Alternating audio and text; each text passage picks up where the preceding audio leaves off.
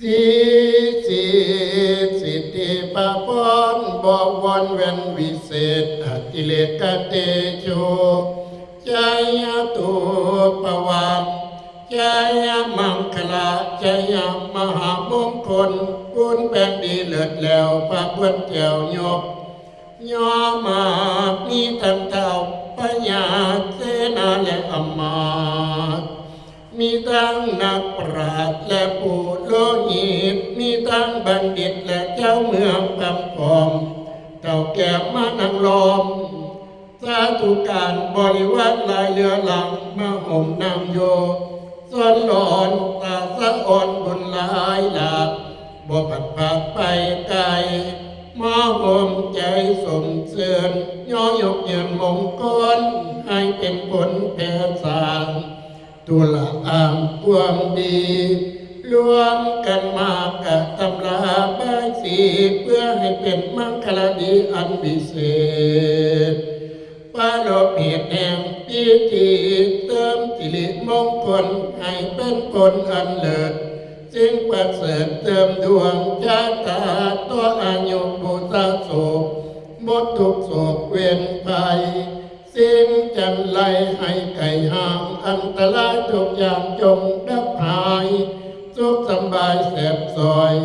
บุญแลนหอยอยู่สุขีบุญนิมิตตาโลกีนีหายเสียงก็เก็มเกียงห่างนี้กายมีแต่ความสุขสดใสเปิดแผ่วเสริมจะตัดราศีแล้วอยู่สวัสดีมือนี้แม่นมือสันวันนี้แม่นวันดีวันดีที่อมุตตะโศกตกไปนี้แม่นตกไม่จันกันใบนี้แม่นกันไม่แจวเท่าแก่ตกแต่งแล้วจึงได้แต่งประกวดมีเครื่องกันพำพอมเท่าแก่มานั่งล้อมอ้อมอยู่ประกวดส่วนหลอนใจหลายมีตั้งฝ่ายผู้แกนมีตั้งแหวนใจก่อยปัดหน่อยซอยตั้งบานอาหารหลายเหลือหลากสัพพะปะพร้อมทุกสิ่งทุกอันมีตั้งปูปันและหมากจีบเฝ้าว่างหีบดาวดามาละหอมห่วงเห่าหลอกกองแก้วยกใจประกวนส่วนกันมามนเต่าเข้าตุ่มกล้วยบายสีไข่หน่วยดีเจียงปอดพระยอดไทยทวดตาผลญาณองค์มาแต่เมืองฝากวัดแขวงนาตัดซื้อกุณสีกุณพานทรงสีสันงามสภาพข่าวจึงมีอาลาจาอาญาปงสิทธิ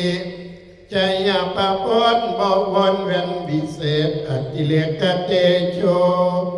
จายตุปวังจายมังคลังดังนี้เป็นเขามาบัดนี้การทำงานสุดสิ้นกะแต่เปลี่ยนเวียนผันปัจจุบันหมุนเวียนการเกษียณมาถึงแล้วในโอกาสบัดนี้ขอคุณรัตนใดแก้วสิขอแต่งแปลงสารขอกับการย้อนอกบ่ให้มีเวรตอมเจ้าหน้าที่วงตาพี่น้องได้ตกแต่งปานใบสีเพื่อให้เป็นมังคลดีสีสมโพธิสีวิโรจน์งามของสาธุการ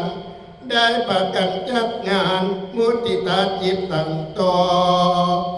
พร้อมหุ่มห่อพร้อมเอาควนบระบวนทุนที่พวกน้องปีดาหากันมามันแจ่นใส่เป็นแว่นโซภา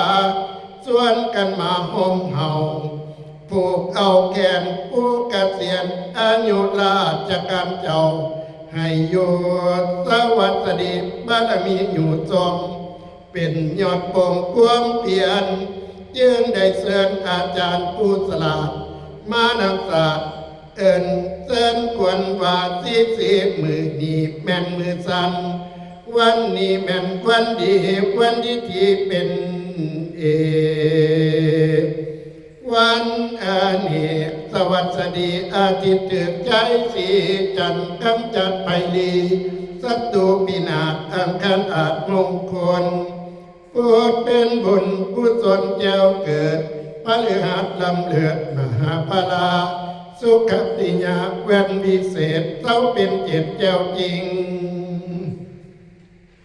อุตตมังคลาสุนัขตาสุมังคลาอุตตมโช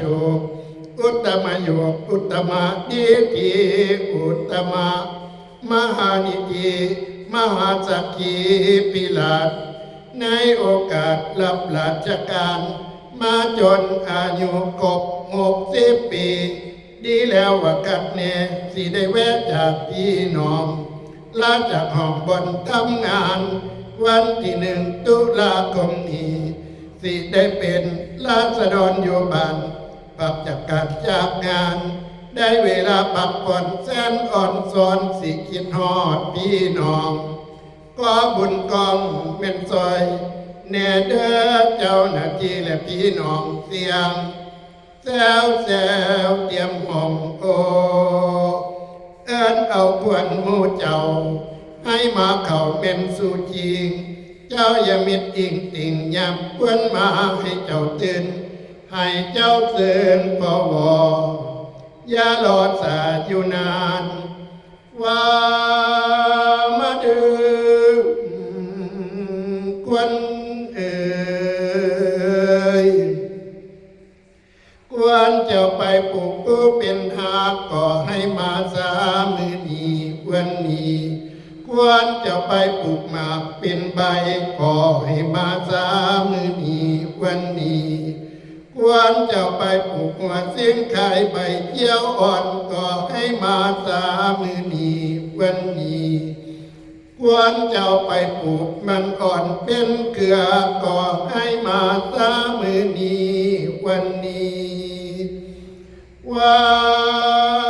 มาดึงควันเอ่ยมานำทางคนทองมานำปองคนเตี้ยวมากินข้าวต้มและของหวานมากินน้ำตาลและน้ำอ้อยหมอพรเอิ้นจอยควรเจ้าให้เต้ามาว่ามาดึงควันเอ่ยควรจะไปมุดน้ำสาใหญ่กินปลาก็ให้มาสามือนี้วันนี้ควรจะไปอยู่นากินข้าวก็ให้มาสามือนี้วันนี้ควรจะไปกินเหล้าตามห้องอาหารก็ให้มาสามือนี้วันนี้ควรจะไปสำราญน้ำผู้สาวสำหน่อยก็ให้มาสามือนี้วันนี้ว่ามาดึงควันเอ่ยยามมาตาเวียนคำลงหลับป่าแสงยามมาตาเวียนแดงลงหลับป่าใหม่ควรเจ้าไปอยู่งอนเหนือหรือใต้ก็ให้หยิบมาเตรียมจริงอย่าซาควรเจ้าไปอยู่ฝากฝาดแดนไกลก็ให้มาสามือนี้วันนี้ว่ามาดึงควันเอ่ยควรเจ้ายังอะไรนำที่ทำงานก็ให้มาสามือนี้วันนี้ควรจะไปสำราญน้ำหมูก็ให้มาสามือนี้วันนี้ควรจะไปนอนอยู่รีสอร์ทโรงแรมก็ให้มาสามือนี้วันนี้ควรจะไปเล่นลีน้ำหมูพี่ตายก็ให้มาสามือนี้วันนี้ว่ามาดึงควันเอ่ยทั้งควันในและควันนอกควันขอบและควันข้างค ควรเอวบางกลมจิ๋วควรทองน้อยและอ้าวนมควรผมดำดูอาจควรปากตาแล้วเจรจาทั้งควรตาและควรคิวควรนิ้วและควรแจมควรกาเบ็ดหลังไหลละไม้นั้นเป็นควรหูก่อให้มาสามือนี้วันนี้ว่ามาเดือกวนเอ่ยยินข้าวปีให้เจ้าหักเกี่ยวมาปีให้เจ้ากายให้เจ้าเกินมาได้ทองเป่าให้เจ้ามาอยู่สืบสางดอมแม่มารดาทั้งปีตาและเสือโคดอยากอยู่โกดโกธาให้เจ้ามารักษาตนตัวเจ้าตับต่อเท่าเทียราคาว่ามาเดือกวนเอ่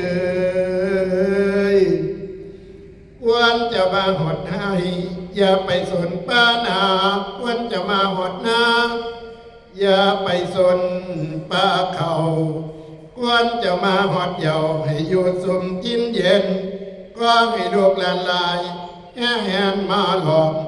โยพร้อมหน้าหยาดหมู่วงสากันฝนตกอย่าได้ไปทั้งหลังกันฝ่าห้องเสียงดังอย่าได้ไปทั้งหน้าให้โลกภัยพ่ายแพ้ให้ขาดจากกายทรัพย์ประกอบทั้งหลายให้หนีหายไกลห้ามทรัพย์ประไปต่างๆให้หนีห่างไกลสูญให้ทำสุขสมบูรณ์เป็นหมโพแก้วเป็นผู้งามเลิศแล้วเข้าสู่ไว้เกษียณควรจะมาหอดแล้วให้มาเข้าแม่นสู่กิ่งให้มันมิดอิงติงตั้งแต่มือนี้วันนี้ว่ามาเดือกวนเอ่ยความเจ็บเจ้าอย่าได้ความไข่เจ้าอย่ามีให้เจ้าได้เป็นเศรษฐีมหาเศรษฐีมีอายุยืนยาวยิ่งได้มีเป็นทุกสิ่งสมปรารถนามีพลานามัยแข็งแรงบ่แก่บ่เฒ่าเงินทองไหลหลังเข้าสู่มือสู่วันใจตุปวังใจมังคลาใจมหามงคลจัตตาโลธรรมาวัฏตันติอายุวันโนสุขังพลังก่อข้าเถิดสัพพพุทธานุภาเวนะสัพพธัมมานุภาเวนะสัพพสังฆานุภาเวนะสัพพโสธีภวันตุเต